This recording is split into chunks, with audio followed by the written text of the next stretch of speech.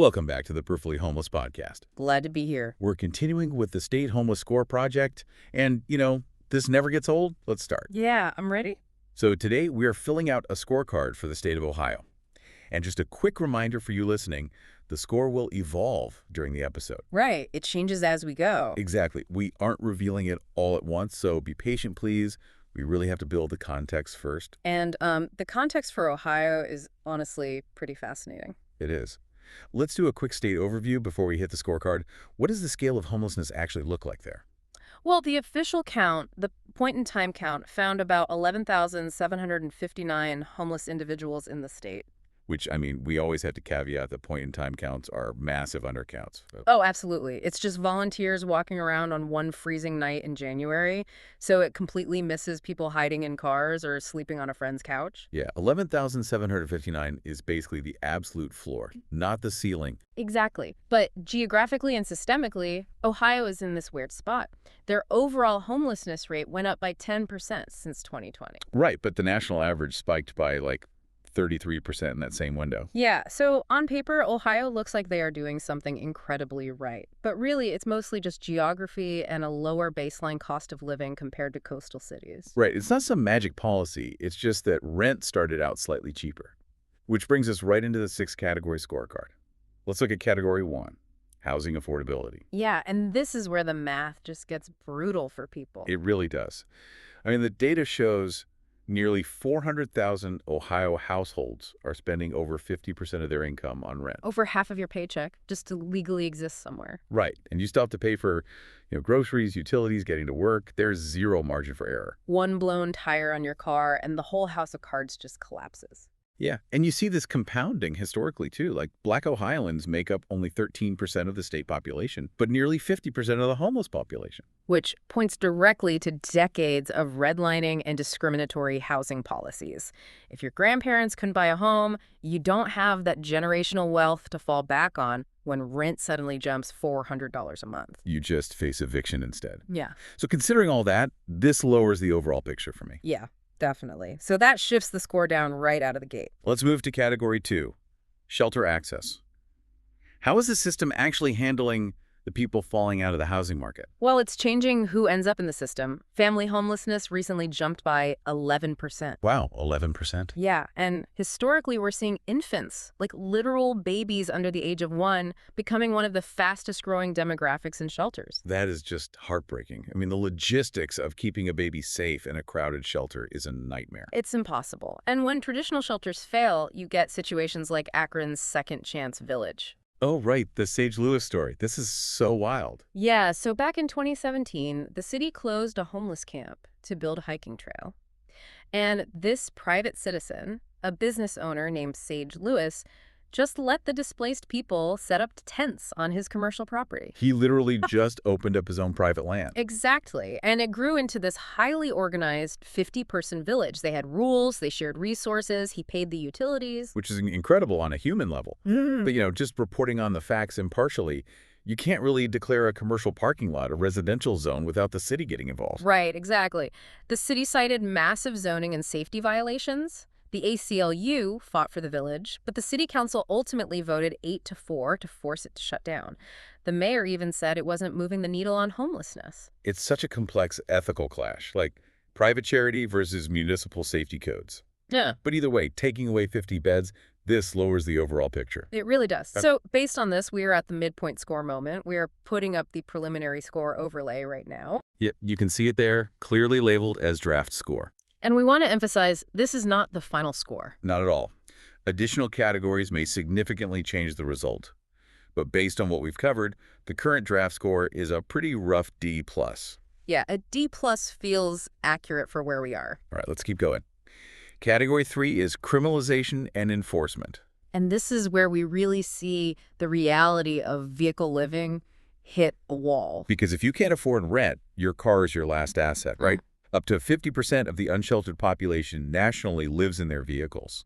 Yeah, but local ordinances create this absolute minefield. Like in Worcester, Ohio, back in 2013, they made it a minor misdemeanor to sleep in a vehicle for 6 or more hours. 6 hours? That's not even a full night's sleep. Nope. And Cincinnati is just as tough. If you leave a car in a spot for 24 hours, it's overtime parked and you get a citation. And 24 hours later, they just impound it. Plus, they have that abandoned vehicle code, right? Yeah, if it's over 3 years old, has minor damage, and is worth under $1,500, they can seize it after 48 hours.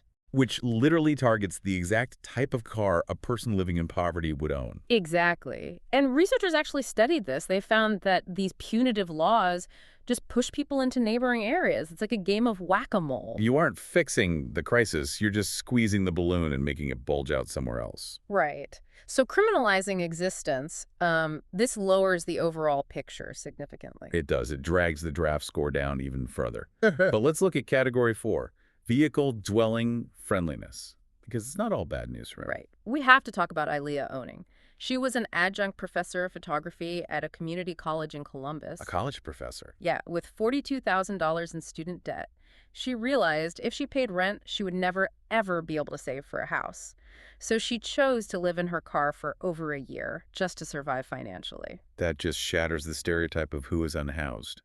She was grading papers during the day and sleeping in a cold car at night. But some communities are actually adapting to this reality.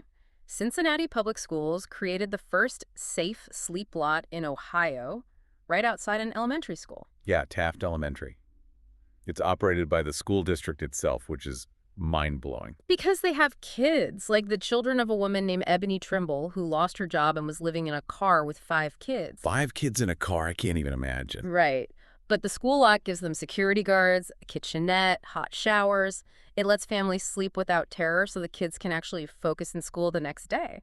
That is just brilliant harm reduction. So, this shifts the score. It raises the overall picture for sure. Definitely. Which leads us to category 5, outreach and social services. Yeah, there's a really interesting grassroots movement happening in Cleveland. Right, the Homeless Congress. It's a group of people with lived experience pushing for a homeless bill of rights. And this would legally protect against housing status discrimination. It guarantees the right to sleep in public without harassment, to occupy a legally parked vehicle, and to keep your personal property safe. Which doesn't magically build houses, obviously. No, it doesn't, but it stops the bleeding. If a mother doesn't get her car towed, she can still drive to work. You have to stop the traumatic cycle of fines before anyone can get back on their feet. Makes total sense. So this raises the overall picture again. Yeah, we are clawing our way back up from that D+. Let's hit the final category, number 6, pathways to permanent housing. Are there any actual long-term solutions working in Ohio? Actually, yes. Veteran homelessness decreased by an impressive 19% recently. Wait, really? A 19% drop? Yeah, and it's because they used targeted federal funding for a strict housing-first approach. Which means giving people housing before making them prove they are sober or employed, right? Exactly. It operates on the logic that you can't treat addiction or find a job while sleeping under a bridge. You provide stable housing first, then address the other issues. And it clearly works. Plus, going back to Sage Lewis in Akron, after the tent city closed, he actually pivoted to buying and renovating houses to use as code-compliant transitional shelters. Right, finding a way to work within the legal system to create permanent pathways. So this raises the overall picture. Mm-hmm. Which brings us to the end of the scorecard. Let's do the final summary.